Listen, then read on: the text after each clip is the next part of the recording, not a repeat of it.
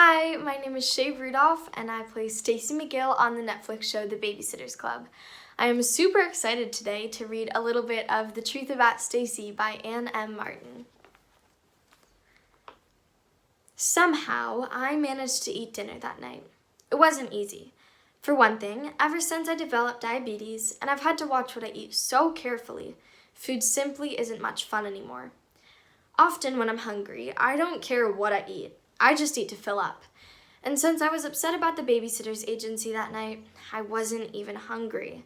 But Mom watches my food intake like a hawk, particularly since I've lost a little weight recently. So I forced down what I thought was a reasonable dinner. As soon as I could, I escaped to my room. I closed my door and sat down in my armchair to think. It had been just a year earlier that I'd started to show the symptoms of diabetes. At first, we didn't think anything was wrong. I was hungry all the time, and I mean really hungry.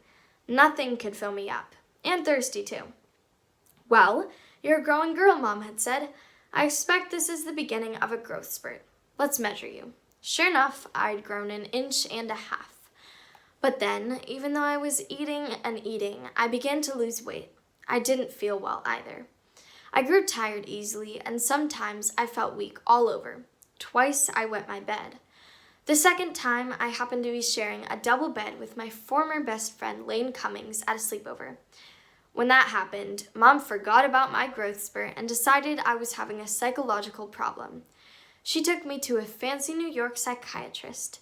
During my first session with him, he asked me about the bedwetting, heard that I was losing weight, and watched me drink 3 sodas. He was the one who realized what was going on and told my mom to make an appointment with my pediatrician. Mom did. 2 weeks later, I was learning how to give myself insulin and monitor my blood sugar level. Diabetes is a problem with the gland in your body called the pancreas. The pancreas makes insulin, which is a hormone. What insulin does is use the sugar and starch that your body takes in when you eat to give you heat and energy and to break down the other foods. When the pancreas doesn't make enough insulin to do the job, then glucose from the sugars and starches builds up in your blood and makes you sick. And not just a little sick. If you don't treat diabetes properly, you could die.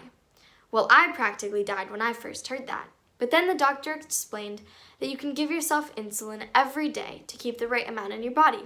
When you take insulin and control your diet, you can lead a normal life. It was a lot of responsibility.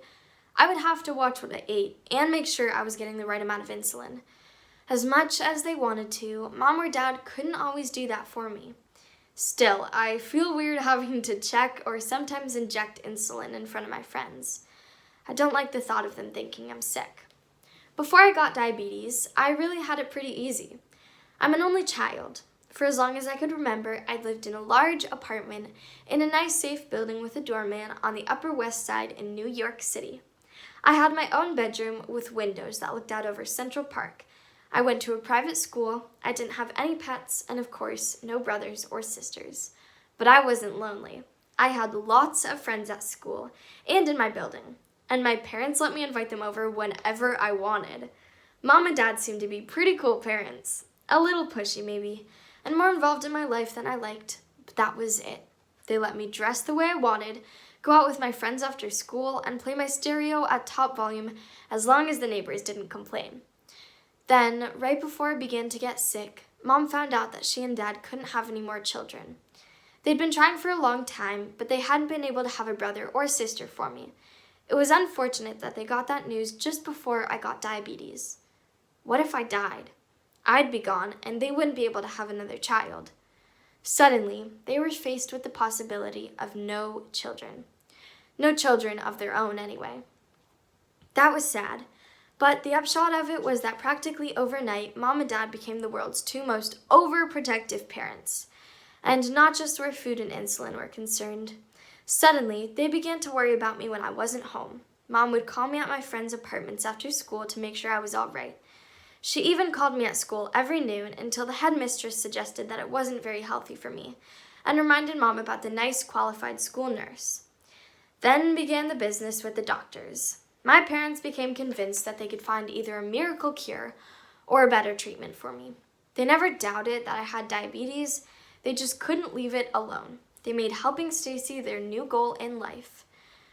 Unfortunately, they weren't helping me at all.